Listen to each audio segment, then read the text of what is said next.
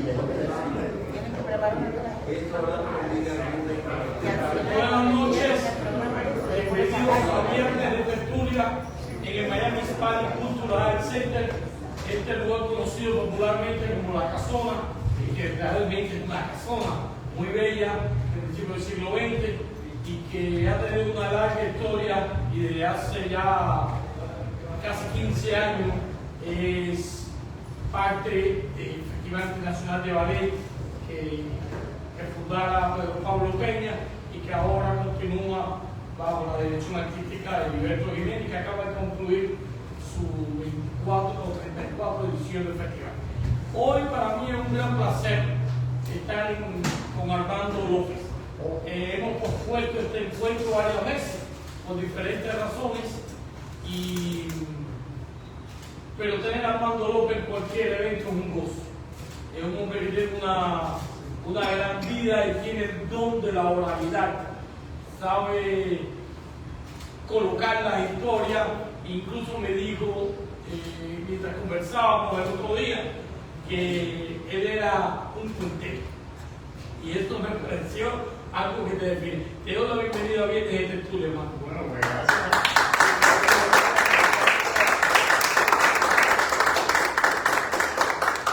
Gracias a ti por invitarme y gracias a toda la calle esta que son amigos míos por venir para allá.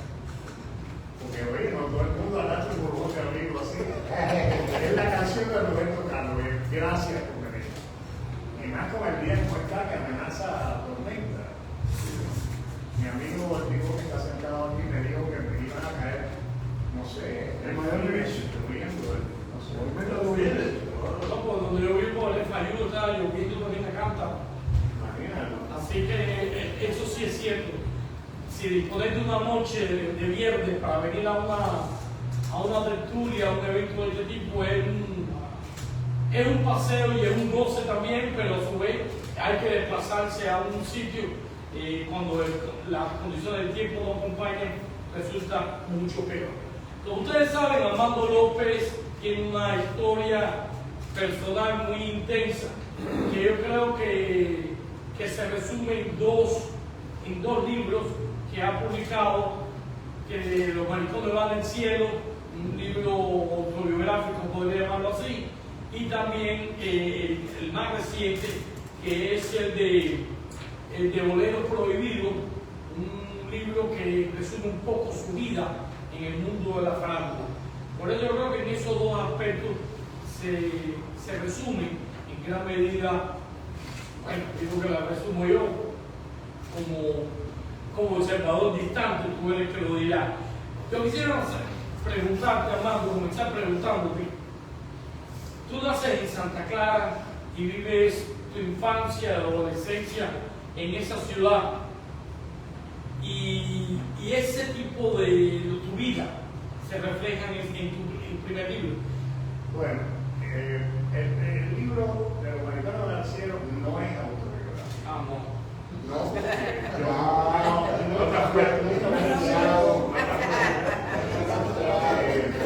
yo fui tremendo, pero no fui tremendo por el personaje del libro. El personaje del libro es muchísimo más tremendo. Y creo que muchísimo más tremendo que todo el mundo. Pero bueno, que no importa. Sí, yo nací en Santa Clara, tuve la suerte de nacer en Santa Clara. Y no es que yo sea chauvinista, es que Santa Clara era un pueblo muy especial. Santa Clara tenía un parque, el del Putacó, estaba rodeado de ríos, y habría que entender qué hacíamos nosotros, los jóvenes, que nosotros teníamos 14, 13, 12 años, hasta el amanecer sentados en el parque. ¿Y qué hacíamos ahí? Pues hacernos cuentos. Yo no me considero escritor, yo soy un cuentero. Y esos cuentos son los mismos cuentos que yo hacía en Santa Clara, exactamente igual. Pero no los hacía yo solo, todos nos hacíamos cuentos. Y todos esperábamos en el grupo, que a veces tenía 10, a veces éramos 12, a veces éramos 20. Y todos esperábamos que llegara alguien del grupo para que empezara a hacer cuentos. Y bueno, pues yo competía, yo trataba de hacer cuentos. Y gracias a Dios los cuentos me salieron bien, porque un buen día me cansé de Santa Clara cuestión de amores, amoríos, río a las 2 de la mañana a bañarme en la presa de Ochoa, porque nos íbamos a bañar de madrugada a la presa de Ochoa. Imagínate qué maravilla. Y por supuesto, etc. Y entonces la pasábamos muy bien, la verdad, Daniel Fernández, no ponga esa carita, porque así la pasábamos. Es el camino al cielo. El camino al cielo, que vino después que vino. Entonces, un buen día, mi padre éramos clase media, mi padre era abogado, mi madre era maestra, y después fue profesora normal de maestro, profesora de música. Nací al lado de un piano de cola. Mi madre tocaba a Samuel, y tocaba a Cervantes, y tocaba a Scriabin y a Chopin. Pero yo tenía una madre negra, mi nana, que me crió y me dio la teta desde que nací. Entonces no había, en mi cabeza no había ninguna división, nunca la hubo entre blanco y negro. Sencillamente mi nana y mi madre tenían el mismo nivel de cariño para mí. Y yo ¿Aprendiste a tocar el piano? nunca, porque mi papá decía que tocar el piano era una cosa tranquila. Y bueno, el resto ya lo sabemos. Eso voy. Entonces, pues nada, así fue. Yo me iba me escapaba a la marita, me iba al parque, para el patio de las negras, que sí tiene que ver con el patio de nadie de la novela. Porque las negras eran muy pobres, como casi todas las negras de aquella época.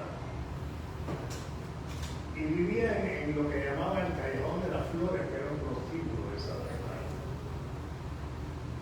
No se asombren de la palabra prostíbulo. Mira, llegó de Santa Clara, Gilberto Peralta, tremendo músico y tremendo socio, gracias a él como me dijo.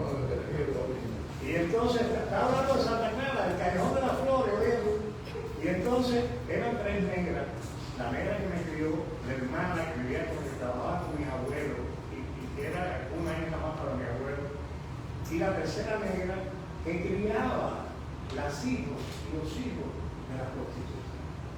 Entonces todos aquellos muchachos hijos de las prostitutas jugaban en el patio de nadie, a la pelota, pero también aprendieron a tocar rumba de cajón, la rumba de verdad. Y yo aprendí a tocar rumba de cajón con las negras y con los negros y con los hijos de las putas. Vamos a decir putas, porque prostitutas me fío.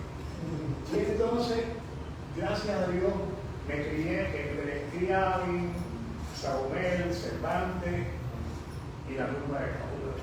Y me dejaba robar ya con 9 o 10 años hasta la vitrola que estaba allá en el lugar, en el prostíbulo, donde escuchaba Besos de Fuego, son los que brindan tu boca, que todos se acuerdan de aquel juego vampiro que cantaba en Carlos Sarín, que decían quiero morderte los labios hasta hacerlos sacar.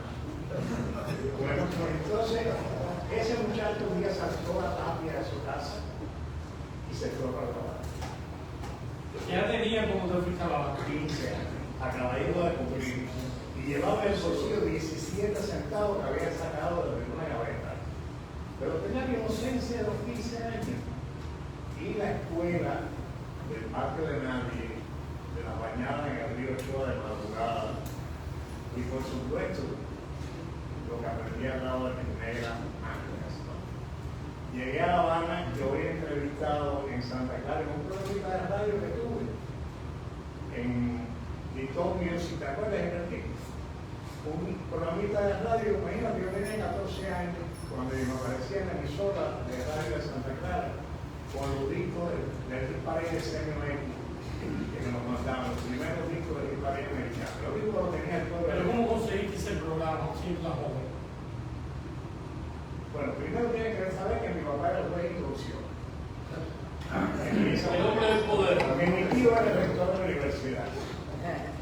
Mi otro tío era el director de la normal. Y que yo era nieto, sobrino nieto del general José Jesús Monteagudo, que fue el general Mambí, jefe de todas las fuerzas mampistas en la Kenia. O sea, mi familia era un poco icónica en aquel pueblo loquito donde vivíamos. Y bueno, me fui para La Habana, yo había entrevistado a Fernomini del programita. El programita se terminó de una forma muy simpática, se la voy a contar porque tenía una parte de chisme. Recibían unas carticas que decían, Juanita JR anda con JC.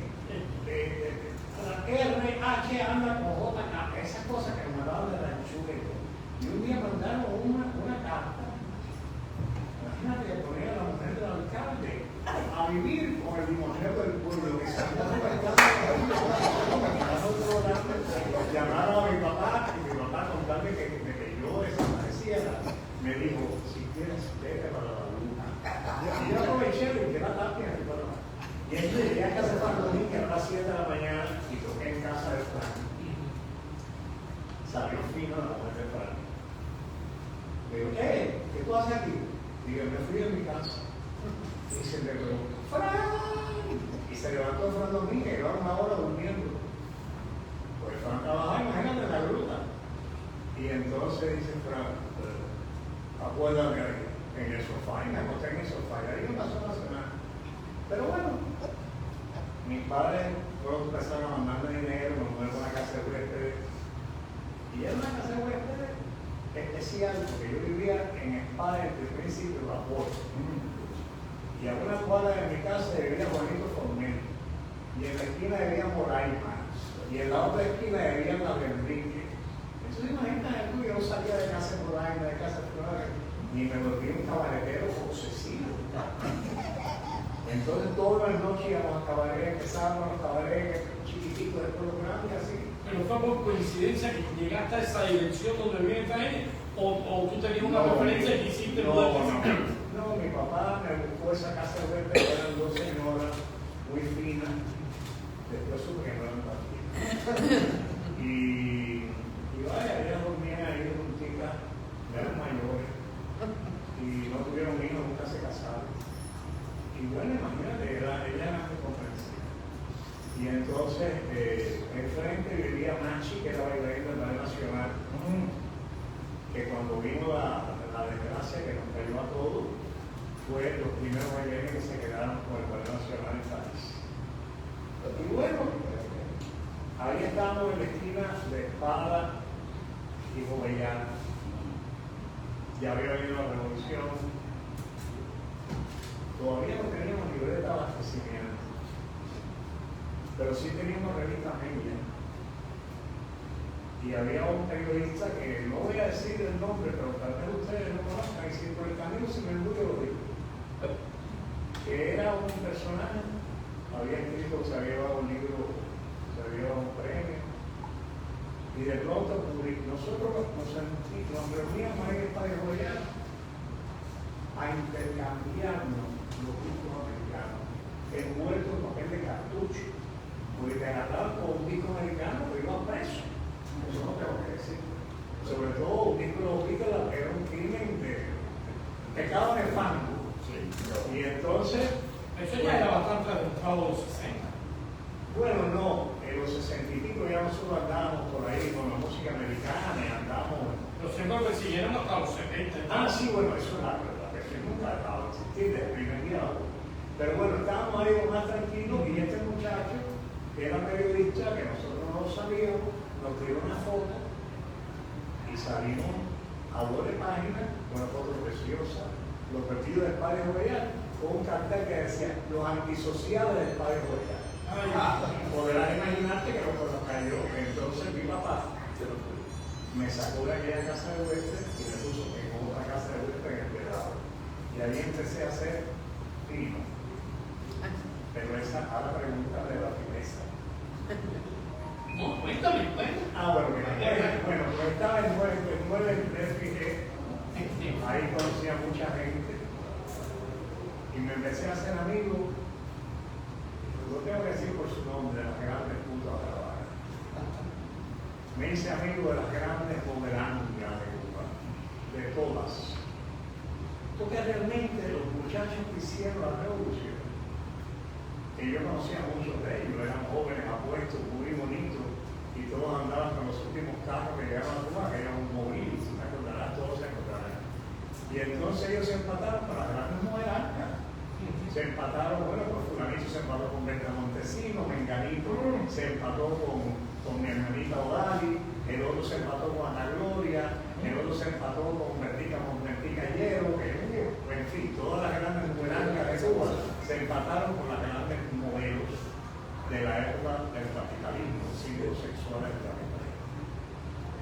entonces pues se mudaron para las casas en que habían vivido el último barrio del capitalismo. Fíjate que ellos no se mudan para Miramar ni para el Country Club, ellos se mudan, ¿verdad? Para el Novedad. El último barrio que se hizo allá. Había casas que inclusive estrenaron, todas vivían ahí. Y claro, todas eran faranduleras. Habían sido bailarinas, habían sido modelos, habían sido mujeres, habían hecho películas rumberas en México. Y entonces eran amigas mías. Y mientras fueran amigas mías, pues yo estaba protegido. Y entonces yo me iba a los cines, a todos los cines, había cines de La Habana que por 40 centavos se ponían 5 películas de madrugada. Y eran cines no muy decentes, digamos. Y entonces pues yo me iba para todos esos lugares y estaba protegido porque yo era amigo de todas ellas mujeres. Y entonces ellas mujeres me cuidaban, sin duda alguna. Y entonces yo nunca fui hermano, porque yo siempre fui Armandito. Igual que Armandito Sequeira, mi gran hermano que ya no está. Saludos, Armandito. Teníamos una cabaña en la piscina de La Habana libre que entonces estaba de moda, porque las piscinas estaban bien puestas de moda. Estuvo de moda el parisino, pero poco tiempo, la nacional. Pero la de La Habana libre estuvo de moda. Teníamos una cabaña 29. Que la teníamos de Acielita Noble, Estrella del Capri, bailarina bellísima, Odali Fuente y yo. Salíamos de cabaretear La Habana, nos daban las 4 de la mañana, veíamos amanecer en el Joy 88, porque en La Habana había las noches de La Habana era, primero iba a un cabaret grande, donde tal vez comías, si tenías relaciones para que te dejaban sentar y que te dejaban entrar, para tener que conocer al portero. Después iba a los lugares de resaca, que eran el 88, Las Vegas, el Johnny Green, el Tigale, que se hizo famoso en la calle Oso, que todo ahora está la noche, lo conoce los picos, no, pero los Locú nunca fue un lugar de nada. No, el Locú empezó, el Locú y el surf eran lugares, y el Elori eran lugares para darse mate. Eran lugares oscuros donde te llevas a tu jevita o a tu jevito para darte un mate. En aquella época La Habana era muy open mind. Después empezaron las complicaciones. No empezaron, no estaba lejos las complicaciones. A veces tú estabas en un cine, encendían las luces y entraban los muchachos vestidos de verde que quizás el día anterior habían paseado por la cena de la sortija y decían tú, vamos. Y allá afuera estaba guagua y te cargaba y te llevaba. Bueno, pues fui farandulero todo el tiempo, farandulero total. Me sabía todos los cabarets de La Habana, me sabía todos los shows de La Habana, era amigo de todos los porteros, de todo el mundo, de todas las bailarinas, de todo el mundo. Y un buen día, no sé cómo, me volví intelectual.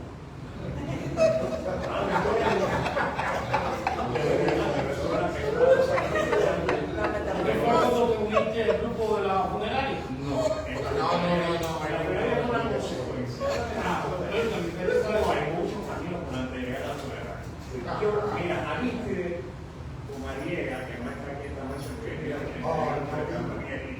mi hermano Aristide, que vivimos la vida entera trabajando juntos, trabajando mucho juntos, con rifar la televisión, con fulanitos, con mecanitos, y nos tornamos juntos. Bueno, pero Aristide vivía en N27, vivía en la rampa, en los altos de Indochina, y yo vivía en N27. Entonces un día yo bajaba de N27 y frente a la Cibeles, donde en aquella época vivía Soledad Delgado, y donde se pasaba la vida en casa de Soledad Delgado, José Antonio Méndez, la vida entera y Beatriz Márquez también. Y entonces, pues yo me iba mucho a casa de Besores y después nos íbamos para casa de Aristide, qué sé yo. Y bueno, estábamos en casa de Aristide y le dije a Aristide, voy hasta la Cibeles, que es la cafetería, voy a ver si hay algo de comer para traer para acá. botado un tanque de 55 galones lleno de libros. Y digo, ¿qué? Miré y digo, mira estos tanques llenos de libros. Y lo empujé y todos aquellos libros cayeron en el piso. Y de pronto, caballero, esto es increíble, pero de pronto tropecé con libros que yo nunca hubiera leído y que me los leí porque me convertí en un devorador de libros. Ahí conocí a Eric Fromm, ahí conocí a Hughes, ahí conocí a Paul Marguerite, ahí conocí a Margarita Dubajo, o sea, gente que yo ni soñaba que existía. Es increíble porque esos libros eran de una señora que había sido novelista, una mujer muy especial, andaba por un león por La Habana, y que alguien se acuerda cómo se llama. Bueno, a mí se me olvidó, pues ya yo empecé a cañar ya. Y entonces, esa señora, el sobrino o el nieto, no sé, le había dado un apartamento, la había sacado de su casa en Andoja, y después le quitó el apartamento, la había metido a hogar anciano y los libros los publicaron. Y así yo pude conseguir esos libros. Y bueno, de pronto te convertiste en un intelectual. me convertí en un lector, porque eso de intelectual es realmente casi una burla mía, porque yo no me considero intelectual. Y de pronto tengo que trabajar. ¿Cómo fue el trabajo? El trabajo también fue un truco. De pronto un amigo mío me dice, oye, acompaña a la compañía eléctrica, que hay una plaza caballero. Y bueno, me fui para allá. Y él se examinó. Y yo también. Y eso hace que la plaza me la llevé. Y de pronto estaba trabajando y yo cogía la puerta de la guagua. Ahí me traía la novia del día. Y ahí tomaba la guagua Cecilia Guerra. Aquí hay personas que conocieron a Cecilia Guerra. Diseñadora del Instituto Cubano del Libro, muchos de los libros de arte y literatura son de Cecilia. Y bueno, me dijo, hey, que tú vas a trabajando en la compañía eléctrica, ven conmigo para allá, para la editorial, y esta es la editorial nacional con Carpentier, que trabaja en el, ¿cómo se llama? En el edificio masónico. Y de pronto yo me vi trabajando en una editorial. Había un día que se llamaba Velasco, de la República Española, que me enseñó gramática. Ya yo tenía leído y me dijo eso que me conté. Me enseñó gramática, más o menos, yo iba a la final, más o menos, yo la resumía. Y entonces, un día conocí a Carpentier, me dijo dos palabras, me dijo, buenos días, nunca más hablo conmigo. Yo era corrector, o redactor, lo que sea. El día de Velasco que te conté, él corregía y yo leía. Y a los 6 meses me dijo, pues toca a ti corregir y yo voy a leer. Y yo dije, no, yo todavía no sé. Me dijo, no, ya aprendiste ya. Y yo empecé a leer el libro. Y un buen día se creó el Instituto Cubano del Libro. Y bueno, como yo soy un tipo de mucha suerte, el presidente del Instituto Cubano del Libro era Rolando Rodríguez. Rolando Rodríguez de Santa Clara, igual que Gilberto, que está allá. Y entonces Rolando Rodríguez, presidente del Instituto Cubano del Libro, que era profesor de, creo que de filosofía en la universidad. Y Rolando, cuando yo llego, claro, yo voy en todas las editoriales, cuando mi socio, el compañero localista, me voy a trabajar en arte y literatura. Y de pronto estaba yo sentado aquí. Aquí está Ambrosio Cortés y aquí está el mundo del nombre. Y los traductores son Virgilio Piñera, Pepe Triana y Beto Padilla. Imagínate tú. Y yo decía, ¿qué hago? Y lo aquí, cabrón, se lo miro hablando. Pero un día se apareció, un día había un flaco todo estimado, con la cara de negrano que se llamaba Silvio Rodríguez. Se apareció a unos dibujitos, porque el director de la editorial de la juventud se llamaba Castañeda. Y entonces Castañeda le iba a editar un libro a Silvio con los poemas de Silvio. Que después el libro salió, ahí conocí a Silvio. Una Isanversa que está en el medio.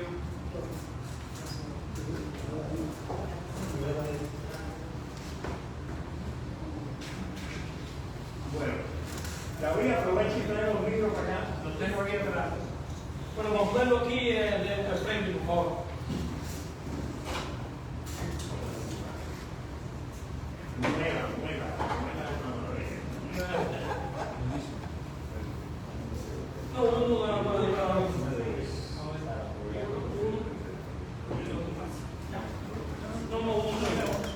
Para que sirva aquí para Bueno, estos son los libros que el tiempo y la vida y los fracasos me han escrito. Bueno, estoy en el Instituto Cubano del Libro trabajando con toda esa gente y me hice muy amigo de Virgilio, muy amigo. Y gracias a Virgilio pude pagar mi bendición. Virgilio vivía en este edificio, yo vivía enfrente. Aquí vivía Rodríguez Feo, que era el jefe de la biblioteca unidad. Y aquí vivía Virgilio. Pero el piso estaba desnivelado. Villano, una arquitecta, tú sabes, los pisos desnivelados. Entonces estaba desnivelado. Y cuando Virgilio bardeaba, porque Virgilio era la loquita antigua y ahora está el agua corría para que se Rodríguez Feo. Pero Rodríguez Feo se indignaba y quería matar al pobre hombre que era tan debilito. A veces incluye la muerte de San Esteban los saltaba. Pocas veces. Y bueno, un día le pedí a Virgilio prestado una plancha. Y entonces Virgilio me dijo, ay, pero esa plancha es de Pepe. Y yo le dije, chico, préstame, tengo que dar cuenta que para entrar al cabaret del Capri, tengo que entrar con saco. Porque en aquella Cuba no dejaba entrar los grandes cabarets sin llevaba saco. Era así. Y entonces, Virgilio por eso me prestó la plancha. Y bueno, yo en aquella época estaba medio enamoradito, el amorcillo me llamó por teléfono y se jodió la plancha, se quemó. Y yo subí a casa de Virgilio y no toqué, pero no toqué, hice así, pero yo no me atreví, Entonces, a veces veía a Virgilio salir de la casa, miraba a mi casa, pero yo no me atreví. Y como a los 3 o 4 días llamé a Lluvia, la mujer de Santa Esteban, la de Santa Esteban, y le dije, Lluvia, se me quemó la plancha. Y dice, ay Dios mío, ¿y ahora qué vas a hacer? Y yo no sé, ¿no? ¿Qué voy a hacer yo? Bueno, el resultado de Lluvia le tuvo que buscar la plancha de Virgilio. Rodríguez Feo se peleó con Virgilio, tuvo como 6 meses peleando con él para buscar la plancha. Y yo, bueno, me peleé con me entré conmigo. La suerte que René Portocartero, que era muy amigo de Virgilio y a Rodríguez Feo también, era muy amigo mío también, y René todos los días me caía por la casa porque René vivía con Lilian. Aquí está Ramón Alejandro, el pintor, que fue el que sabe estas historias más o menos. Y entonces, cuando vivían, tenían un pase a tierra de vino, le tiraban cosas por a veces le tiraban un caldero, a veces una olla de presión, a veces un zapato. Y caían a la calle, pero cuando caían esas cosas para la calle, los vecinos llamaban a la policía y decían, no, ¿dónde? Yo en casa de Portocartero, y sí, la policía se iba. Portocartero estaba protegido por medicamentos. Ustedes saben quién es todos los cubanos sabemos quién es y entonces, ¿verdad, Pacheco? Chaveco. Mira, Sí. Chaveco, Sí, Chaveco conoció muy bien el libro. Ella me decía a mí de sombra. Sí, yo sé que ella asocia además, ella le encantaba la guana. Sí, encantaba. Bueno, y entonces, volviendo al caso, estoy en el Instituto Cubano del Libro con todos aquellos intelectuales y un día toca en la puerta y es un muchacho que ustedes conocieron muy bien que se llamó Ricardo Guerra. Oh. Y entonces yo no conocía a Ricardo Guerra. Yo sabía que había publicado Celestino Ortega, me lo había leído el libro, un libro muy poético, muy bonito, pero yo no lo conocía. Y él llega hasta mi blog y me dice, tú eres Armando López, y me hablaba así. Y yo le decía, eso es eso. Dice, es verdad que tú eres amigo de Rolando somos compañeros maristas, dice, bueno, me hace falta que tú me ayudes. Pero aquí no te lo puedo decir, vamos a la esquina con él. Y ese día Reinaldo, que caminaba con los codos, me pagó el almuerzo en la casa. Y entonces, cuando almorzamos, yo no le pude conseguir nada que Rolando recibiera a Reinaldo. Por más que hablé con Rolando varias veces, se negó a recibir. Él, por supuesto, la historia de ustedes la conocen, como sacaba el libro de Cuba, el fútbol nacional, etcétera, etcétera, etcétera. Y pues Reinaldo y yo nos hicimos inseparables. Ya cuando Reinaldo quería la entrevista con Rodríguez, ya había publicado Cómo Evolucionar en México. No. ¿Y luego por qué no lo quería había decir? sido premiado en Casa de América, que tú sabes que no se habían negado a publicarlo. Por eso él quería hablar con. Pero no, aquello fue así, no creo más de medio. Y bueno, empezamos a andar Reinaldo y yo juntos.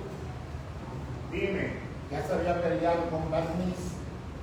No te oigo, acuérdate que soy medio sordo. Se había peleado ya con Barniz. Con Miguel Barniz. Barniz. Hacía tiempo, ya Reinaldo estaba trabajando en la Biblioteca Nacional. Quien lo puso en la Biblioteca Nacional, según mi información, no fue Miguel Barniz. No. Fue Pablo Armando Fernández. Sí. Que fue el que nos metió. Eran del mismo pueblo. En la Biblioteca Nacional. Y bueno, pues andábamos Reinaldo y yo para arriba y para abajo.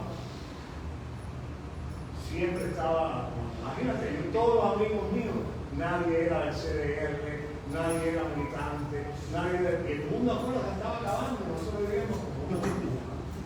Y empezamos a visitar un lugar que era un lugar mágico, que era la funeraria de Cansada y Capo, y allí conocí a mucha gente. Allí conocí a Francisco, que está aquí. Gracias por venir, Fran. Ahí conocí a Esteban Luis Cárdenas.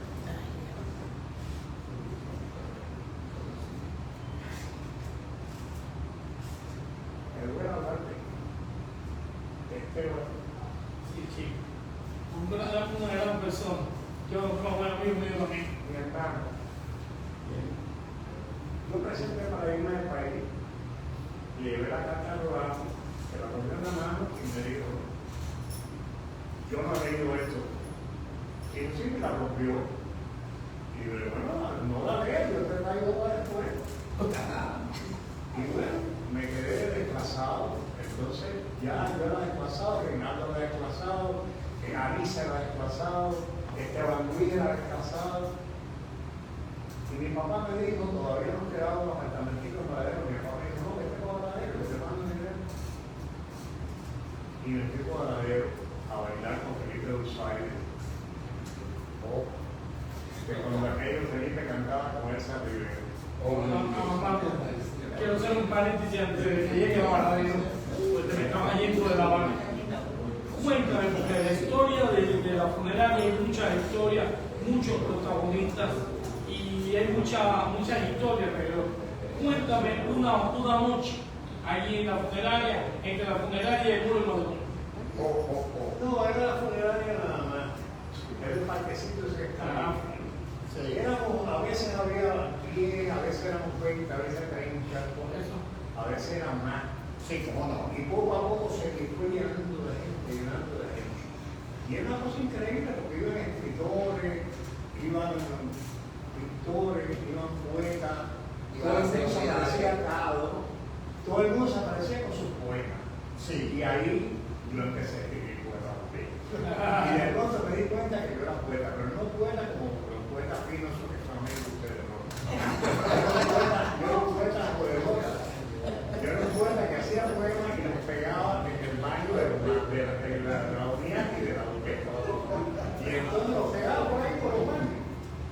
Y entonces, por ejemplo, escribí un poema que por culpa de ese poema fue la primera vez que me llamó a la seguridad del Estado. Que decía, aquel hombre tan lleno de misterios, ¿será del ministerio? Y bueno, ¿qué contar? De por ahí para allá hice mucho poemas, poemas.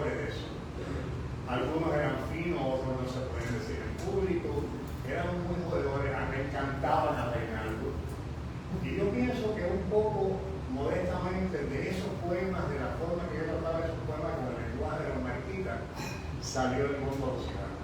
Salió el color del verano. Es la impresión que me da. Pero bueno, no quiere decir que sea así. No andaba caminando para arriba, siempre estábamos juntos, inclusive cuando Reinaldo va preso, que todos sabemos la historia, yo lo voy a buscar a la salida y me lo llevo a mi casa. Yo vivía en casa de una mujer que había sido la esposa de Pichilingo, el comandante. ¿Te acuerdas de Pichilingo, Chabeco? Sí, bueno, la mujer de Pichilingo me llevó ahí para su casa. Y aquella mujer pobre había sido una mujer muy bella, ya no lo era. Y como casi todas las mujeres muy bellas duermen bien, rodeadas de gatos. Ella tenía como 8 o 10 gatos en la cama siempre. Y mi cuarto era el último del fondo. Y yo a veces, pues, venía acompañado, comprenderán. Era jovencito, estaba todavía más o menos crecido. Y cuando yo cruzaba por todo ese pasillo para allá, aquellos gatos andaban a escándalo, pero no había manera de evadirme. Y la vieja sabía bien todas mis triquiñuelas y las de Reinaldo, porque dormíamos juntos al mismo puesto. Por supuesto, Reinaldo después resolvió el cuarto de los letaleses. Y voy a hacer una anécdota porque a veces las cosas no son como la gente se cree. Cuando Reinaldo, dime Chabeco. El hotel Alice. El hotel Alice no. el de Montserrat. Es Montserrat, eso debe decir. Gracias, ustedes me corrigen si me equivoco. No, porque estoy hablando como de que No. yo conocí a Montserrat. Entonces el cuarto se lo compró un muchacho, el cuarto no tenía baño, ustedes conocen toda la historia, bueno, la conocen en lujo de detalle, pero lo que no conocen todos los amigos que dieron dinerito para poder comprarse. La tía de Reinaldo era la mamá del rebelión, la tía o la prima, no sé qué, y ella lo botó de la casa cuando salió. No. La tía era del actual político del Comité Central, embajador de Cuba en Venezuela. Esa era la tía que lo botó desde la casa. Bueno, en esa casa vivía hasta que cayó preso en la playa. Cuando él cae preso, él sale de la cárcel, ya no puede regresar allí.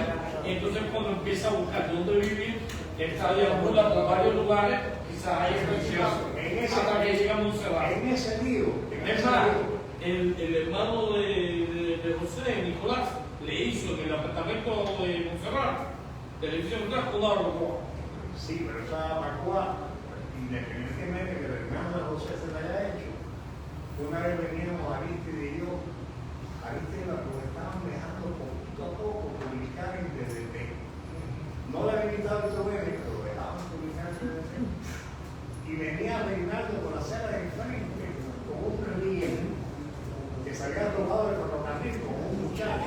Él tenía bloqueada aquí, el muchacho también, y venían por él. Y entonces, nosotros, Reinaldo? Y Reinaldo mira a Aristide y le dice, ¡Aristide! Y el pobre Aristide que estaba aterrado, pero había permitido publicar en el se quería que la tierra se tocara. Pero bueno, tú sabes cómo es. Y entonces nada, al final Reinaldo se fue, pasaron muchas cosas y... Vamos por más atrás otra vez. Ahí en ese hotel, mi mujer vivía en Como Sala, ¿no? ¿Cómo sabes? En Montserrat. ¿Vivía en el mar? Como Sala. Como Sala. Desafortunadamente. Ay, Dios. Sí. Porque ese personaje no sirve. Claro, que vuelve lo sé. No me gusta hablar mal de nadie, la verdad. No me gusta. Una vez yo estaba haciendo la tertulia con Daniel Fernández en el lado de allá, porque este salón estaba ocupado y entonces Pedro Pablo me dio el salón pequeño. Coincidía que en este salón estaba Coco Sala dando una conferencia sobre Daniel.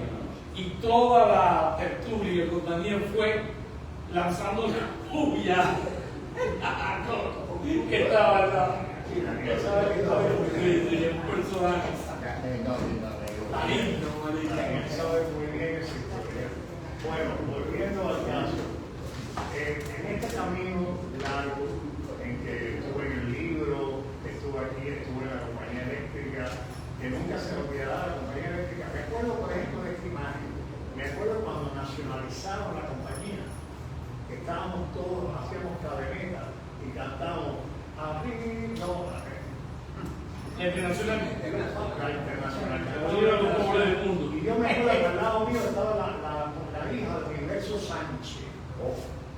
Imagínate, ella era un encanto, un amor, pobrecito. Y era un amor. Mira quién llegó. Mi querido, querido mío. Tarde pero libre. No importa.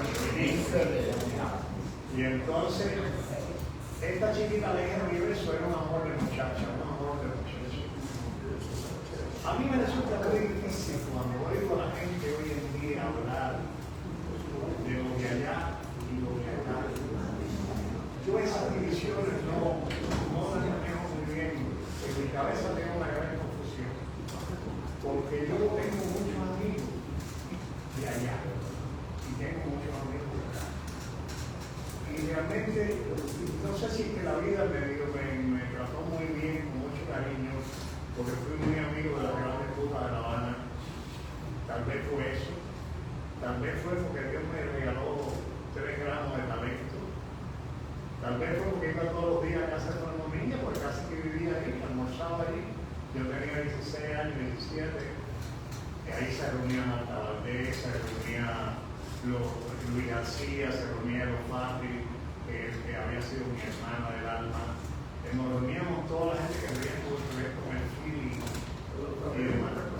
Y de pronto yo todos los días, como era comentero de Santa Clara, todos los días me aparecía en casa de Frank con un espectáculo que no era de verdad, era un espectáculo que yo inventaba para hacer reír a la gente.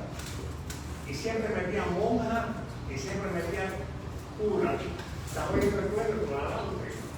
Siempre metía monjas y curas en los espectáculos. Y como sabía la gente, los padres se me daba de la risa allí cuando había el espectáculo.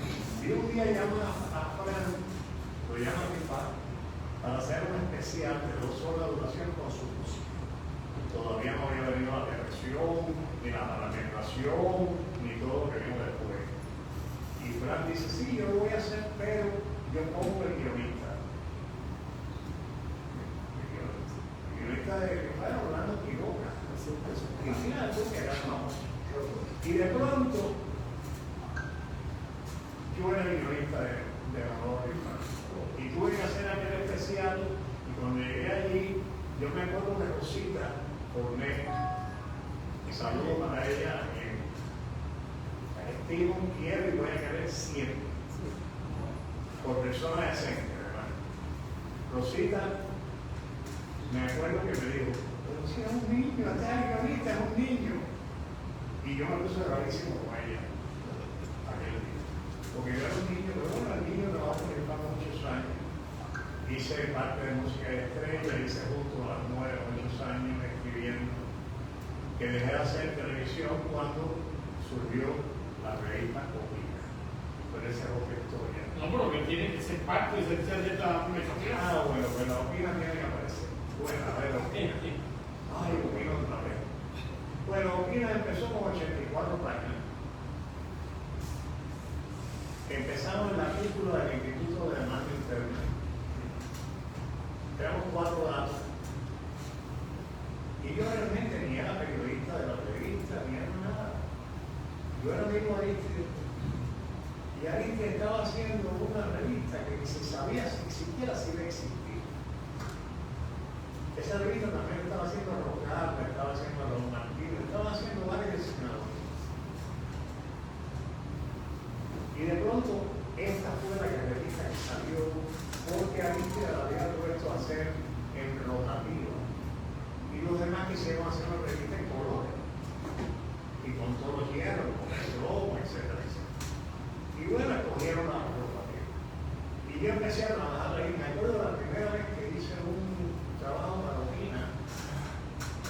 Yo no era periodista, mi hijo había sido periodista. Le pregunté a Gonzalo Negrado, el padre de Delio el fotógrafo, que me hubiera encantado que estuviera aquí, porque voy a hablar de su padre. Es un personaje también. Yo quería muchísimo agregar mi vida a él. Entonces, le pregunté a Gallego, ¿cómo se hace Buena entrevista. De que, coño, que me va a meter a la revista. Y yo, sí, me voy a meter a la revista. Voy a ver si por ahí hago algo por ahí. Y dice, bueno, conversa con la persona. Y mañana, no escribas nada. Mañana, si te acuerdas de algo, escribe. Y me salió bien. Le hice una entrevista a Roberto Garriga, que era el único que yo conocía, la farándula, lo único que yo conocía. Y ese fue mi primer trabajo periodístico que salió en la revista. Por suerte, 3 meses después, y les prometo que no produciría ni nada, había un muchacho que se llamaba Bismarck Rodríguez, que era de la página de cultura, y no sé por qué lo votaron porque creo que lo agarraron en Agua España. Y de pronto me nombraron a mí director de las páginas de cultura, que era la mitad de la revista. Ya vamos a hacer un paréntesis sobre, ahora continuamos con Opina. Opina aparece en un momento, en los años 70, un momento de plena represión, de prohibición de todo. ¿Qué hace que el gobierno o quien desde el aparato del poder se le ocurre crear una revista para aproximarse a la juventud? No tengo la menor idea. Y no creo que ninguno de nosotros, a no ser para que el padre descanse, que el aire avance, lo sepa, porque yo no lo supe nunca. Y quiero que tú sepas que Opina lo hacíamos Aliste y yo. Lo demás era adorno, porque eso del Instituto de la Mano Interna, el Instituto de la Mano Interna venimos muchísimo. Ahí trabajaban las esposas de Manuel Guatero, ahí trabajaban las esposas de Roberto Acevedo, ahí trabajaban las esposas de los embajadores, todo el mundo era esposo o esposa de alguien, excepto Aristide y yo, que no éramos ni del CDA. Entonces, nosotros hacíamos Opina, trabajamos muchísimo, era una revista muy suelta. Yo te voy a decir lo que yo creo que fue. ¿Por qué hicieron una revista que en principio le hicimos 5 personas?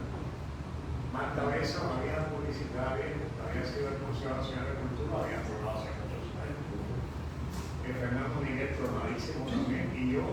Y bueno, todos esos tronados nos llamaron a hacer esa revista. ¿Por qué? Yo lo que pienso que, tal vez no sea así, fíjate, yo no soy especialista en esto, ni mucho menos, que en aquella época, el tipo, que sabemos quién es, ¿verdad? Estaba puesto para Angola. Él estaba puesto para toda asociación en Angola. Y de pronto le dejó la isla a Osmani. Y Osmani era un farandulero. Osmani era un jodedor que tenía fama en Cuba del tamaño de su miembro viril. Y había tenido miles de mujeres en Cuba y en aquella época estaba empatado, si mal no recuerdo, con Marcia, que había sido mujer de Lisandro Ortega. Bueno, Omar era muy simpático. Y Omar, cuando yo me veía a veces, me decía, a ver, ven acá, hazme los cuentos gusanos que andan por ahí. Y yo le decía, ¿qué Dios no hace? Ven acá, después te puedo hablar. Y yo le hacía los cuentos gusanos, andaba por la calle, andaba. Fíjate tú que ironía. ¿Y se veía? Muchísimo. Muchísimo. De Opina tengo millones de anécdotas, cómo surgió el girasol, cómo surgieron los personajes que yo después con el tiempo entrevisté. Todo en la vida son anécdotas y toda la vida es la casualidad. Hay una famosa entrevista que tú hiciste al colombiano García Márquez. Sí, yo creo que soy el único periodista cubano que entrevistó a García Márquez. Y te voy a contar cómo fue. Porque toda la vida es una casualidad.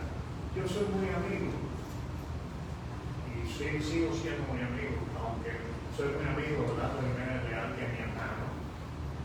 Y Orlando y Titón no son nada amigos. Absolutamente nada. Eso que acaba de estar por ahí es Aries. Sí.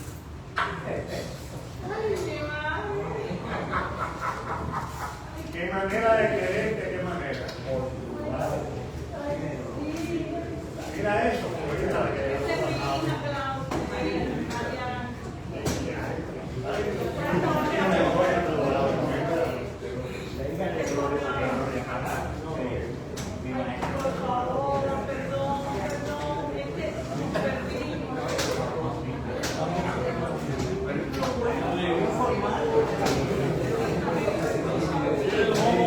Vamos a seguir.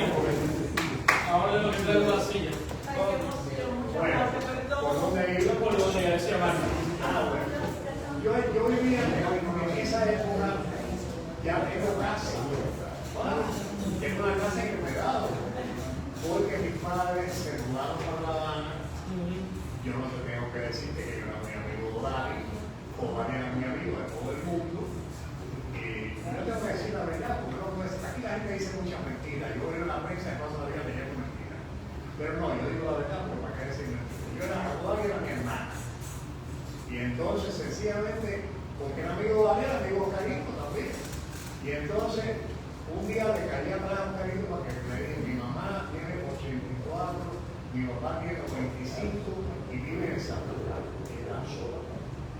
La casa de nosotros es enorme, pero esa casa no, nadie la quiere, porque en el pueblo allá nadie quiere Santa Clara. Y mi mamá dice que si no viene para verdad, no viene para abajo. Oye, tú la vieja esa como aspirada.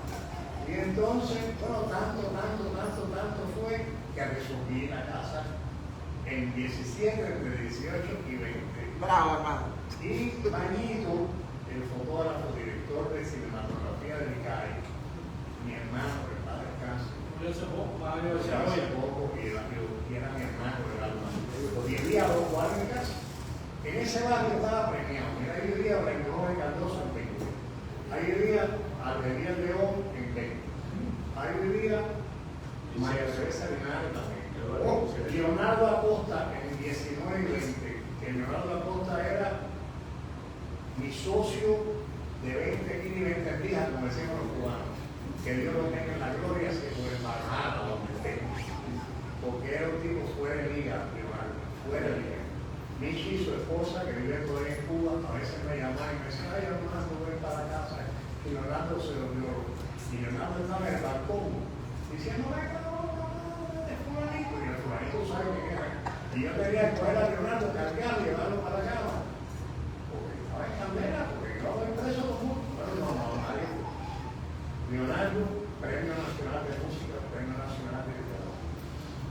Bueno, en la casa de Mayito conocí a García Márquez. Un día llegué ahí y estaba García Márquez en una computadora que yo nunca había visto en una computadora. Era una cosita cuadrada chiquita, con un hombre claro.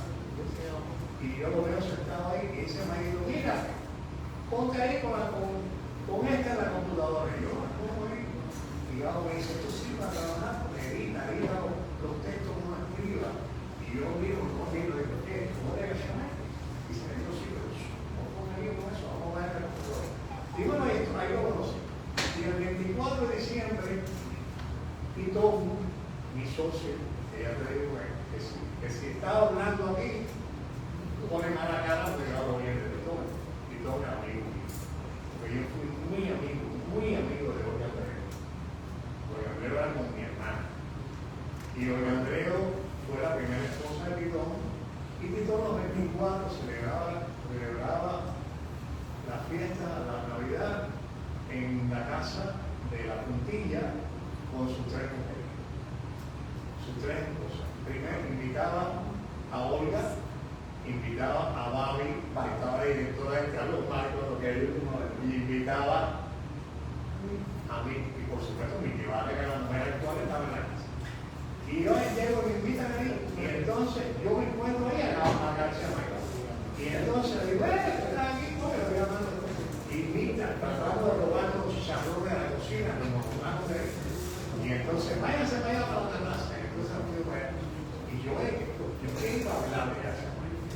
De los 4 libros que me había leído. No, ahora con eso, ahora con eso. Y entonces, empecé a hablar de música, que era un poquito que yo sabía. Y entonces, resulta ser que el diablo salió de la música que yo. Porque lo que yo no sabía y nadie sabía hasta esa conferencia, hasta esa entrevista, es que el diablo había sido cantante. García Márquez fue cantante en París por muchísimos años, vivió de eso. De cantante popular, cantaba tango. Y entonces, y la mujer trabajaba en apartamentos, limpiaba apartamentos para que él pudiera poder pagar la casa del apartamento donde vivía. Y todo De ahí surgió la entrevista de García Márquez. El resto, bueno, el resto yo creo que todo el mundo lo sabe, menos yo. ¿Cómo fue?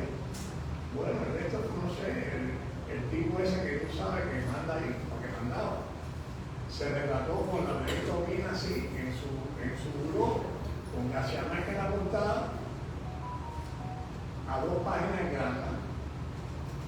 Y de pronto sonó el teléfono de mi oficina y me dice María Elena, que trabajaba conmigo, ya había medio personal conmigo, ya los Girasoles estaban caminando. Y entonces dice María Elena, te llaman del Comité Central. Digo, a mí, sí, a ti. Digo, y era un personaje muy grande que no voy a nombrar porque ese, aunque está bien, desgraciada. Y entonces me dice, ¿estás listo para entrevistar a una persona? Y yo, sí, lo que ustedes me digan, de que a quién tengo que entrevistar. Me dice, Alex Belafonte. Y digo, yo no conozco casi nada de Belafonte, lo único que sé es que cantaba el calipso.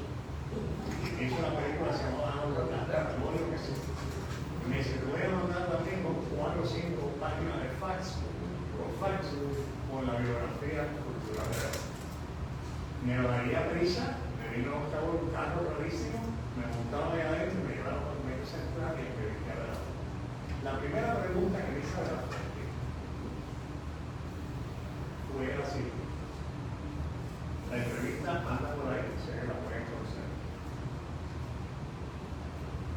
Tú tienes todos los premios, Javier, tienes un Oscar, tienes Tony, tienes Emmy, tienes 14 grandes. Y tienes millones de dólares. Tú eres un ícono de Hollywood. Eres además un personaje activista de los derechos humanos en Estados Unidos. Eres un hombre de izquierda. ¿Cómo tú consigues ser de izquierda y millonario? La cara de la traductora que estaba sentada ahí tiene que error. Aquella mujer se vio así.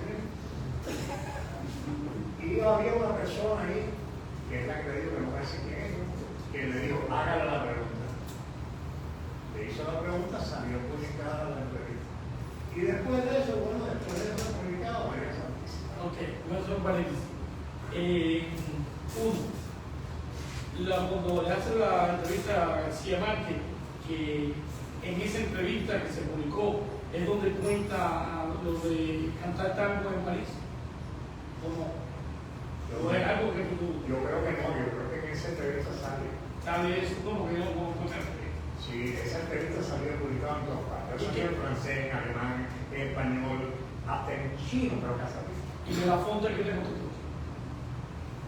Bueno, entonces se sonrió y me dijo que él no tenía tanto dinero como yo que la gente decía que tenía, pero que además él no era de izquierda. Ay. Él era sencillamente un hombre que luchaba por los derechos humanos. Y bueno, y así. Después de eso entrevisté a María Santísima. Todo el que llegaba en aquella época lo entrevistaba. Todos los personajes que venían invitados por ese palacio me llamaban que yo me entrevistaba. Un buen día no me llamaron más. No me pregunten por qué no me llamaron más. No me llamaron más de las firmas que me llamaron. De la misma manera que me llamaron mucho, me dejaron de llamar. Mucho tiempo después de la entrevista a la foto fue... No, años después. Años después. No, yo entrevisté allá Lemos, por ejemplo, lo entrevisté en mi oficina. Ya Lemos fue a mi oficina que yo le hice la entrevista. Y personajes de la literatura, de la gran literatura, del gran cine, como el padre de Coppola, el director de orquesta sinfónica de Filadelfia, vino a mi oficina que yo le entrevistara. Gente así. Voy a preguntarte ahora, Armando, ¿cómo termina Opina? Bueno, Opina no fue.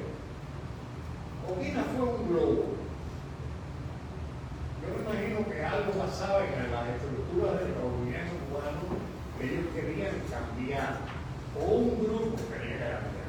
Porque una de las cosas que yo noté aquí en el exilio.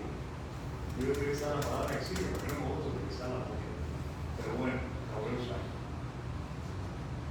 Es que la gente piensa que Cuba es una cosa monolítica. No, no es así. En Cuba hay muchísimas tendencias. No ahora que el país no existe y que prácticamente está en ruinas.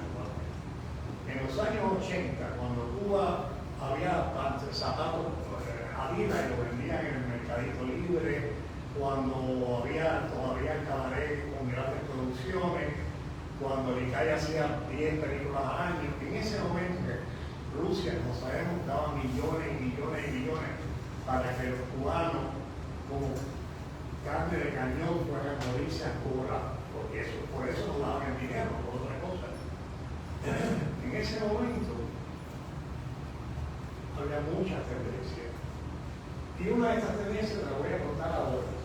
Con un personaje, porque a veces las anécdotas son mucho más importantes que la filosofía o que la política hablada como política. Estábamos reunidos en el despacho de Barali. Y estaba ese día en el despacho Flavio Bravo, presidente de la Asamblea Nacional. Barali, Arístides, que van a estudiar aquí, yo y una persona a quien yo estimaba, admiraba y quería, que es Norma Borja. Que si no saben algunos quién es, fue una mujer que en estado de Machaco, Almeida, se pagó por una ametralladora con la policía de la pista, con Ventura. Una mujer que es en la cual se basa la película Clandestino. O sea, dentro de la revolución era un personaje a nivel de D o de Celia. Norma Borja era un personaje. La presidenta de la reforma urbana, la primera que hubo. Bueno, y de pronto hay un mítico, una cosa, un refugio por la calle. Hay un muchacho que viene delante y le están cayendo a golpe y tirando de piedra y dándole copotazos y diciendo al maricona que se vaya y todas esas cosas que saben. Y todos salimos a la terraza de la casona de la calle de L15. Salimos, Fabio, todo el mundo salió. Norma, de Banal y todos salimos. Y de pronto Norma, en la terraza, le dice al portero que estaba cerrada la reja, que era la calle de línea: abre la reja y mete a este muchacho para acá. El portero dijo así: señora, haz lo que te digo. Y bueno, abrieron la reja, metieron al muchacho y la gente del repudio empezó a decir horrores. ¡Gusano! Nosotros todos que estamos aquí, nosotros de aquí. Y Norma Borja se sentó en la mesa de Balari, en la mesa de boca que era ahí, con Flavio ahí, y de pronto empezó a llorar. A modo tendido, señores, metió un piñazo en la mesa y le dijo a Fabio: yo no hice revolución para hacer fascismo o golpe. Y esa anécdota te dice muchísimo. Había mucha gente que estaba ahí adentro que quería cambiar aquello, quería hacer aquello mejor, pero no se podía, sencillamente, porque había tal vez una persona, o dos personas, o tres personas que no querían cambiar. En esos cambios que había en el mismo Pina, que era una tendencia en cambio y de atraer a la juventud, es como yo, la percepción que yo tenía era de motivar, de acercarse a la juventud. Aparecían anuncios. Eso era algo que... Aparecieron mujeres intrusas en la portada, que no habían salido nunca en 50 años de la revolución. Y fíjate si la aceptación que Y tuvo había disparé con la música, había de todo. Opina fue una revista dentro de como capitalista en lo que se podía hacer aquí. Ahora, ¿qué opina? Opina fue esto. Los primeros 2 años fue Opina. Los segundos 4, 5, 6 años fue apenas. Porque de 84 páginas pasó a 62. Y los últimos 3 años fue apenas. Porque tenía 24 páginas. Y además, a mí nunca me censuraron. Y de pronto apareció una mujer grandísima que se llama Elizabeth González, que era una mujer muy bella, que si buscan en internet, está ella en la portada de la revista. Crearon a la carrera el núcleo del partido, los revistas. Nosotros no teníamos partido, no teníamos nada. Y entonces esa señora, de pronto, le dieron una oficina, le nombraron un cargo que ahí no existía, que era jefe de información. Y yo no me acuerdo qué trabajo yo había hecho. Y de pronto viene la secretaria que ya tenía y me trae mi trabajo totalmente con líneas rojas, me había quitado muchísimas cosas de mi trabajo. Y yo me paré y le dije, Elizabeth, dice ¿qué? Y dije, cuando tú aprendas a escribir un párrafo, me podrás censurar a mí un artículo. Ella salió llorando, dando gritos y fue a ver a Dalari. Y Dalari, que era todo lo que tú quisieras, pero poco no era. Sabía que lo que hacíamos a aquella revista, que éramos Arista y Dios. Y la sacó a ella de ahí, la metieron a otro lado. Escuchándote a ti, no solo ahora, en otra escrita que he leído, tú no transmites miedo, tú no tienes miedo a las cosas, tú se enfrentas a lo que tienes que enfrentarte sin tomar muchas medidas. ¿Por qué? Si cuando tenía 12 años bañaba en cuero, me fui al show de Santa Clara. Sí, cuando yo ya con el comunismo te hubiera mandado por la mano. Me estaba oyendo el pentico. ¿Tú crees que en Santa Clara, la gente que se bañaba en cuero a las 12 de la noche que hacía el show puede tener miedo? Mira, te voy a hacer esta anécdota. Yo aprendí a fumar, oye, para que curar son los cubanos. Yo aprendí a fumar debajo de la cama de Pollo Prieto. Ahora, ¿quién es Pollo Prieto? Pollo Prieto era el hijo de Rigoberto Borio, sobrino de Velasco, o sea, la aristocracia de Santa Clara. Tenía dos hermanas, Norma y Magda. Año 57, estaban todos los analistas, año 56, y yo aprendí a fumar abajo de la cama de él. No todos los muchachos, aprendí a escondido a fumar. Y por el resto de yo nos escondíamos, estábamos en la misma aula de los manos. En aquel entonces, Norma era novia de Rolando Cubela, que no era ni comandante, ni revolucionario, ni nada. Era un niño lindo, con el pelo rojo, que era precioso, Rolando, de Caibaliente, por allá. Bien, era novia. Y los dos estaban en la noviecita. Y Magda siempre soñó con ser americana y ser país. Año 59 viene la revolución, pero año 58, últimos días, yo voy a Santa Clara porque dicen que están bombardeando Santa Clara. Y yo vivo en La Habana y mi papá vivía en Santa Clara y yo me fui para allá. En una carretera, un camión que se dio a pie y llegué allá. Y cuando llegué a Santa Clara, a la semana de estar en Santa Clara, o a las 10 días, 15 días, estoy cruzando del parque para el Camino Cienfuegos y me encuentro a un carro de esos grandotes, eso, lleno de guardias vestidos de turismo. Y se baja un guardia con grado de comandante y me dice, Amandito, cuéntate bien. Y digo, ¿qué esto se vestido bien? ¿Tú sabes quién era? Pues Prieto. Que nunca había tenido un gobierno, un chico y era comandante, jefe del dirigir de la provincia de La Villa. Bueno, eso era Cuba. Eso era Cuba. Cuba era un lugar tan absurdo. Por ejemplo, Norma Gómez, que era novia de escuela, hace muchos años que vino para Estados Unidos. Creo que vivía en Cuba. Y Magda Gómez, la que se quería ir del país, fue la jefa del despacho de Raúl Castro. Dime algo. Oye, antes de cambiar para unos temas que se me va a acabar el tiempo, se me ha quedado dando vuelta en la cabeza algo que dijiste hace un momento, que no te gusta utilizar el término exilio. ¿Cuál es que te emplea? No me gusta, ¿tú sabes por qué? Porque yo no quiero ofender ni lastimar a nadie. No quiero ofender. Primeramente, porque vine aquí y estuve muy poco tiempo en Miami. Yo vine aquí y trabajé. Mi primer trabajo fue con Willy Chirico, de jefe de prensa de Willy Chirico.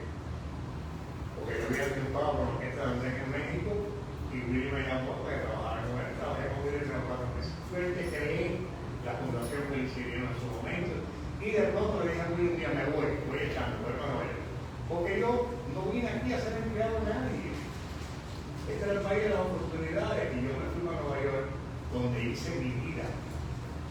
donde a los 2 años de llegar produjo un show en el Campo Hall de Broadway.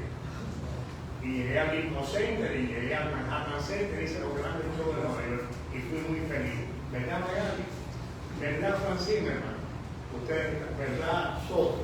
Mi hermano Soto, tesorero del Centro Cultural Cubano de Nueva York, que está aquí esta noche. Bueno, entonces, ¿por qué no me gusta usar esa palabra? Porque la mayoría de la gente cubana no es exiliada. Vinieron con problemas económicos. Yo dejé una casa en el Vedado, de 5 cuartos y 2 garajes. ¿Ok? Yo dejé un nombre. Si me hubiera quedado en Cuba, me hubieran puesto a dirigir Tropicana, la Riviera. Yo creé los Girasoles. Yo hice espectáculo en la ciudad deportiva, pero ¿por qué me fui? En el año 70 quería irme.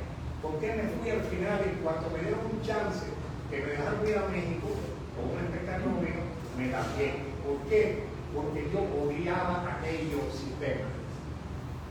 Ahora, yo te pregunto, los cubanos que tú conoces aquí, el millón de cubanos que hay en Miami, no sé cuántos son exiliados. ¿Cuántos exiliados de verdad? ¿Cuántos de verdad son capaces de decir, yo quiero que se acabe el comunismo? No, van a Cuba, los maricas, a buscar pepillos a La Habana. Qué vergüenza debería darle, y no uno, Y los machos, y los machos buscar jovencitas.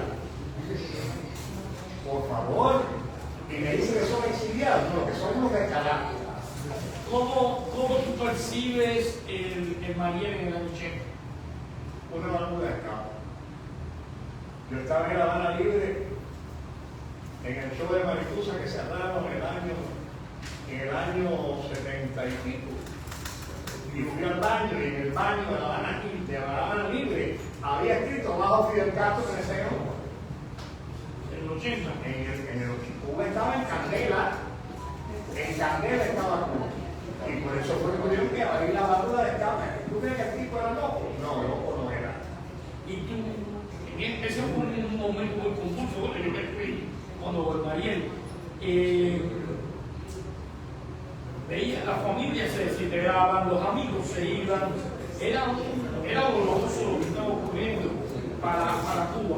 Tú no te fuiste, tú te quedaste, o sea, fuiste. Yo tenía un padre de 90 años y tenía una madre de 85 y no hubiera ido nunca de Cuba hasta que no los enterraron. Y me fui de Cuba cuando los enterré a los dos. Y ahí está Flora de conoció a mi padre. Yo quiero, señor, por favor. Déjame hacer esta pequeña advertencia. Es algo que tengo que decir. Le agradezco mucho a Florita que haya venido, Florita, eso es contigo. Porque la madre de Flora Toyo, mi madre de Flora Laute, que era Flora Toyo, fue mi mamá en La Habana. Nadie sabe lo que es, bueno, sí lo sabemos, lo que es la soledad en alrededor de la organización.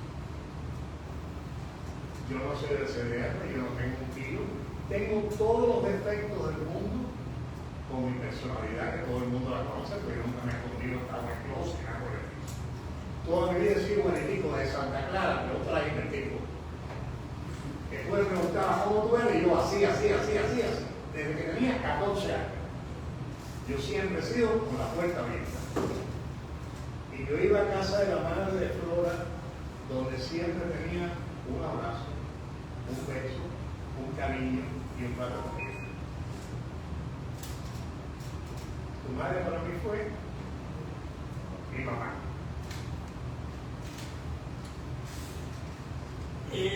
No quiero que termine esta entrevista sin que hable de Obreros Prohibidos.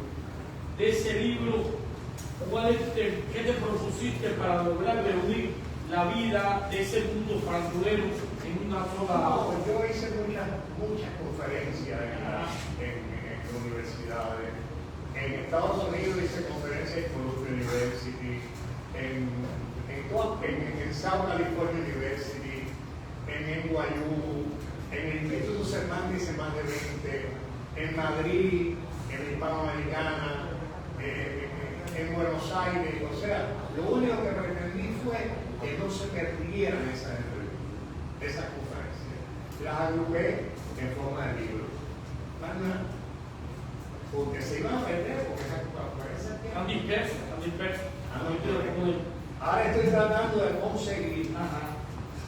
Hoy hablé precisamente con un amigo mío en la biblioteca del Congreso, las crónicas que yo publiqué en La Habana. Porque son crónicas que la prensa cubana no hacía. Por ejemplo, el ciclón del 33, el día que soltaron Leones, la historia de Miranda, la negra que contó la comparsa de Alacrán. Esas crónicas que son una maravilla, porque son crónicas de la vida de la calle cubana, que son deliciosas. Quería reunirlas, pero no las tengo. Entonces voy a la biblioteca del Congreso a ver si las puedo reunir. Es donde las puedo encontrar. Tú has sido, por lo que habla, aparte de un protagonista de la vida cultural de habanera o cubana en general, pero más habanera, y él como un cronista de esa Habana, con la parte del protagonista, un cronista a través de lo que existe en Opina, en otros medios, a través de las conferencias que han dado en diferentes medios. ¿Cómo tú te sientes en sentido general con lo que tú has hecho y logrado a lo largo de esta ya octogenaria vida? Sí, porque yo no he logrado nada. ¿No te sientes No he cabrón? logrado nada. Yo soy el mismo muchacho de sentado en la cara en España. Y todos mis amigos que son amigos míos de verdad. Yo, por ejemplo, el día que Daniel Fernández, que está aquí, publicó una crítica sobre los maricones de García, que fue una crítica increíble. Era tan linda la crítica que me dio vergüenza. Porque él me puso por los cielos. Y después, muchos amigos, esa novela que han escrito sobre ella en alemán, en francés, en muchos lugares. Ramón Alejandro acaba de publicar en Francia un libro que ilustró un capítulo de esa novela. Entonces, vaya, yo jamás pensé que iba a presentar esa novela, porque esa novela realmente yo no pretendí, primeramente no pretendí que fuera una novela. Yo trabajaba con Ébola Tamayo en una revista que yo hacía que se llamaba Empresa, Full Color Magazine en Nueva York, que era mi trabajo fijo, aparte de los espectáculos, porque había ganado billetes y podía que pagar la renta. Y entonces los espectáculos a veces salían bien, a veces no. Y entonces, bueno, pues nada. Y Ébola, que estaba en la unidad, Ébola Tamayo, una escritora, había Gilamar, la que había sido jefa de redacción del periódico Adelante. Ébola, todos los días yo le escribía un capitulillo para hacerla reír o llorar. Y entonces, un buen día, Ébola me dijo, oye, ¿estás escribiendo una novela? Digo, ¿tú crees? Me dijo, sí, hay que publicar eso. Y nació Los Maricones de García. Pero cuando salió la crítica de Daniel, me dio hasta pena porque era tan bonita. Y yo no me creía que no había escrito eso así. Y entonces el libro de la música ha sido increíble. ¿Tú te imaginas que ese libro se presentó gracias a Frank Zimmerman, que está aquí sentado? Porque mi vida ha sido ligada a todos ustedes que están aquí. Frank Zimmerman tiene un apartamento bellísimo en Buenos Aires, en Recoleta. Vive en Buenos Aires virtualmente. Y entonces me consiguió que yo diera una conferencia en el Palacio Balcácer, que es un palacio bellísimo en Buenos Aires, donde fue la embajada del Tercer Reich. Entre otras cosas, un palacio bellísimo. Y bueno, vi aquella conferencia con muchísima gente, con proyecciones, porque mis conferencias son con muchos videos que yo hago. La conferencia fue un éxito, pero el éxito fue que fue la directora de Clarín. Y de pronto el Clarín me ha dedicado 2 páginas a mi conferencia. ¿Tú te imaginas? ¿Qué hacía el maldito? La nana negra divina lo que vio en el callejón, en el patio de nadie, en el callejón de las flores, saliendo 2 páginas de Clarín. No, me encantaría que hubiera estado vivo Manolo Rifa, Y ese Manolito, coño, mira, esa era la chicarita. O Fran Domínguez, que fue mi hermano, que tanto me ayudó, que tanto aprendí de él, que es uno de la gente más talentosa que he conocido en mi vida. El autor de Tu Mano. Yo en realidad estoy muy satisfecho de haberte tenido hoy aquí en Tertulia y realmente tienes el don de la palabra, el don de la y una vida vivida muy intensa. Voy a dejar un pequeño espacio por si alguien quiere hacer alguna pregunta. Aunque ya casi todo está dicho, pienso yo. Preguntas indecentes pueden hacer, ¿no? Habla un poquito de Mahana. Ven para acá, ven para acá. Mahana. Ven, estoy viendo. Y Petico es uno de los grandes músicos cubanos. Lo que pasa es que está dando vuela ahí con nadie. Muchos años no veía. Bueno, imagínate, y yo te tengo que dar un beso, que no te veo a ti hace 35 años, hermano. Flora. Me ha dado como satisfacción adicional que te haya permitido esta tertulia, que te reencuentres con varios amigos y personas que hace tiempo que no ves. Así que Mira, ahí está el Frank, Sí, que está fructuoso. sí, lo veo. Que tú sabes que fructuoso es esos sitios de los que que es una gente súper talentosísima y una gente que debías entrevistar en esta peña, porque él tiene tantas cosas de contar, porque él sí estuvo pegado a la venta de la vaca y conoce muy bien cómo esa vaca tiene una ¿cómo era Mahana? Bueno, Mahana. Santa Clara tenía 200.000 habitantes en una universidad y muchachos nos sentábamos en el parque. El parque lo embarazaron, un parque precioso, estilo francés, pero se la firme Hernández López, porque es la primo mío. Desbarató el parque porque dicen que era racista, pero los negros no hacían el lado negro, blanco de la cara, eso se la arrancó. Porque Tomás González, el teatrista, que no sabe quién es, que era mi hermano, era negro, y Tomás y yo nos sentamos hasta las 4 de la mañana a beber fuera del parque. Y Cantero y toda la partida de negro, además, Lorenza Miranda, que era la negra, que movía el Instituto de Segunda Enseñanza. Santa Clara nunca fue un pueblo racista, nunca. Tal vez fueron racistas algunos. Yo creo que el racismo en Cuba, que es muy raro, es un análisis, pero el racismo en Cuba lo trajeron los americanos. En los años 20, cuando lo trajeron los americanos a Chávez, porque en los años 10 y 15, las orquestas de negros tocan en el Pelado Tennis Club y en el Jack Club. Y en París. Y en todas partes. Bueno, el grupo de Moisés Simón, que no es importante. Armando Letti, que estaba en Herrera. Y en los años 1930, cuando llegaron los americanos, la orquesta de Fajardo tenía clarísimo que Fajardo, sepa. La orquesta de Blanco que cantaba en el club. La de Blanco y un Amigo Villado que cantaba en Mojave. Y la de Blanco y Negro con la que grababa. O sea, ese racismo es importante. Okay. Sí. Voy a hacerte una pregunta final para cerrar. Esta es una recopilación de tu conferencia. El otro libro es resume un poco una parte de tu adolescencia y juventud. ¿Cuándo viene el libro con estas anécdotas, con esta vida, todo esto que hemos hablado? No sé nunca lo he escrito. Bueno, aprovecha ya. No, ahora estoy escribiendo una novela que yo me imagino que si Dios me da la oportunidad, y tengo una confusión conmigo del carácter.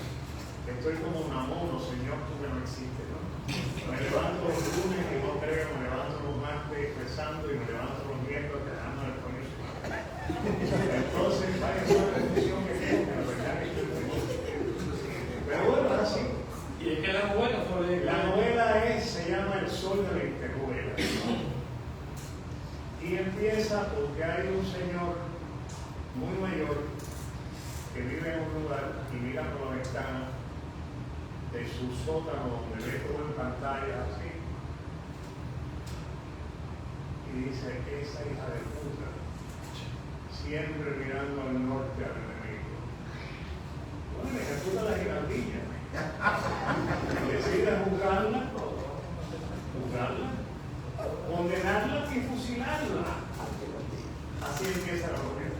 Y después hay una parte de la novela donde están todas las maricas habidas y por haber, que en este caso les cosen en la espalda alas. Y ellas tienen que volar con sus alas que les cosen hasta una cúpula donde está bajo tierra azul a pegar los espejuelos en el sol que alimenta la cúpula de plantas carnívoras que tienen tirando al aire. Qué bien, que les hicieron la pegada de la trampa de la cama. La tengo con 3/4 partes más o menos.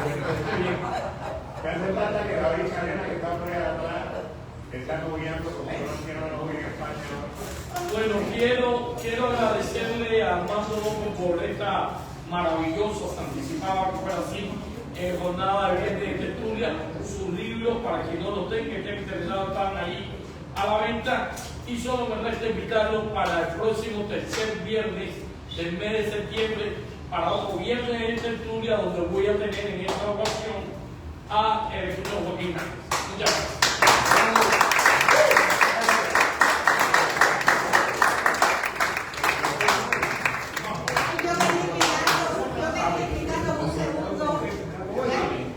El domingo en el cine Tauro en la calle 8 vamos a proyectar un documental que se llama Hijos de la Diáspora, donde hemos entrevistado a jóvenes cubanos que han nacido fuera de Cuba, bueno, cubanos, porque los camiones cubanos han nacido en muchos países y los hemos entrevistado y empieza a